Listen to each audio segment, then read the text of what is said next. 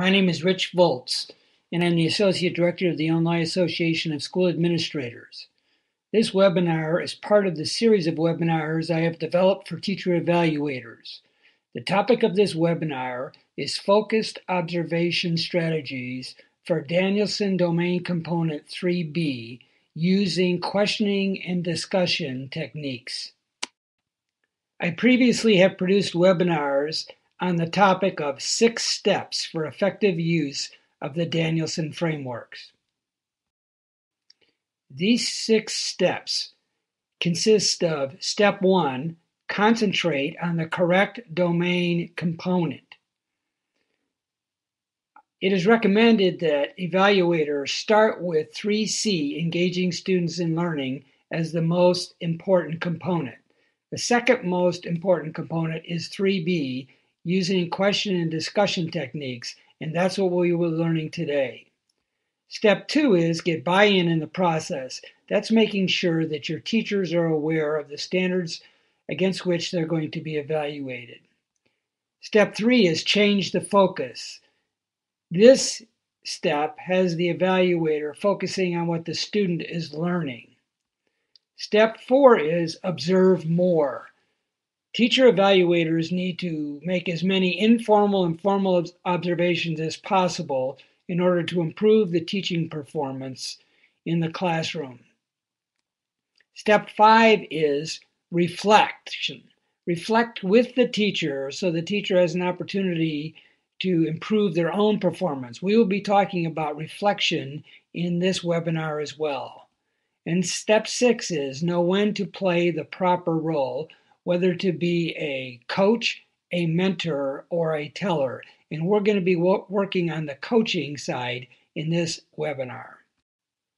A great way to gain trust and build relationships with teachers is to give the teacher good observational feedback that actually helps the teacher improve his or her instruction, and the suggestions you make are tied to actual data.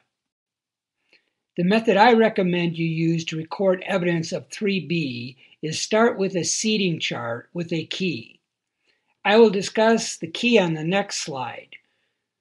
When you are new to recording actual evidence of what is happening in a classroom, I would suggest that the evaluator not try to script word for word. I refer to this as play-by-play. The evaluator is trying to describe in words everything they see and hear. This is impossible. Instead, focus on a particular aspect of classroom instruction you want to record. In this case, I would use a seating chart and not try to script the questions being asked when I'm new to doing this work. And I would just record on the seating chart such activity as which students are asking and answering questions, which students are answering correctly or incorrectly, which students are debating, which students participate in choral response the teacher is asking them for, etc. In summary, the teacher and the evaluator is just marking on the seating chart what each student is doing, and really I'd rather you use the word learning for doing. So you're marking on the seating chart what the students are learning. The next step is to develop a key for the student responses you are gathering data about. For example, you could use a plus for correct answer. You could use a minus for incorrect answer. You could use a plus plus for a student adding on to an answer. You could use minus minus when a student does not answer when called on by the teacher. You could use SQ for students asking questions. You could use SSA for students answering another student's questions. You could use SB for student builds on the answers of another question, and you can come up with many more as you see what's happening in the classroom you're observing. Next, you might attempt to script every question asked by either the teacher or by students. Before leaving the room, rate the question 1 to 6 using Bloom's taxonomy, using 6 for the highest level. I recommend underlining or circling the verb used in each question and keeping track of the level of the verbs. Share this information with the teacher. I recommend underlining or circling the verb used in each question and keeping track of the level of the verbs. So you can see in the above chart is an example of Bloom's taxonomy and the action verbs for each of the levels in the taxonomy. Also try to keep track of who is answering the questions. For example, when a teacher asks a question, there are three possibilities. 1, a student answers. 2, the teacher answers his or her own question. Or 3, nobody answers the question. Similar statistics are kept for student-asked questions. Possibilities for student-asked questions are teacher answers the student's question, another student answers the student's questions, or nobody answers the question. This slide is an exhibit of possible data that results from a classroom observation.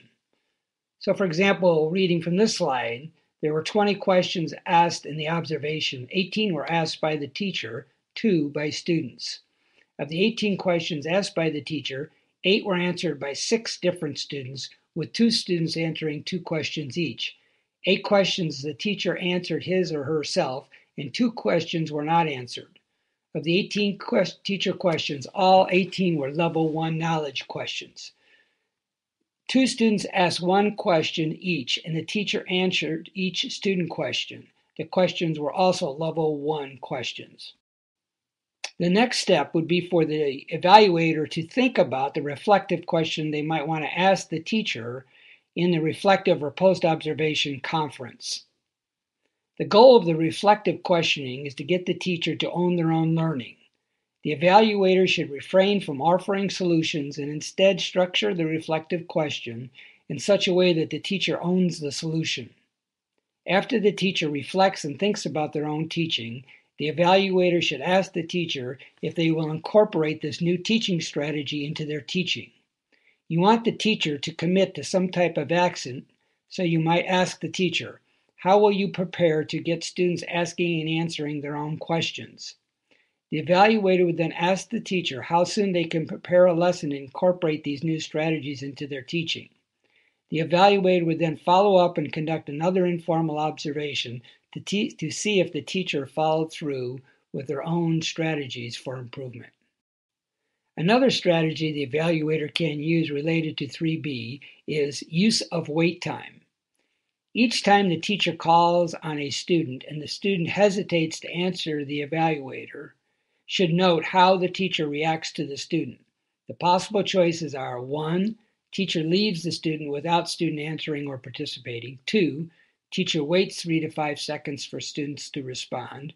3, teacher insists student answers using alternative techniques. Or 4, some other type of strategy the teacher might be using. This should be recorded evidence that is shared with the teacher. The chart on this slide could be used by the evaluator to analyze the questioning and discussion that is being observed in the classroom. There's a lot of words on this slide, and I will show you where you can obtain a copy of the chart that is on this slide in the next slide. The chart you viewed in the earlier slide can be obtained by going to my website, http://illinoisasa.wikispace.com, and clicking on the Danielson Files tab in the left margin. You can scroll down the page and find the reference to 3B. I recommend teacher evaluators watch this video of an Illinois teacher evaluator who used the Voltz 3B method to record evidence and the results that were accomplished with the teacher. You can see this video on YouTube, and the link to it is on the slide. Reflective questions for you as a result of watching this webinar. What kind of actual data evidence do you provide your teachers following an observation? How do you use this data with your teachers? Do you suggest solutions to your teachers, or do you coach the teacher to determine their own solution?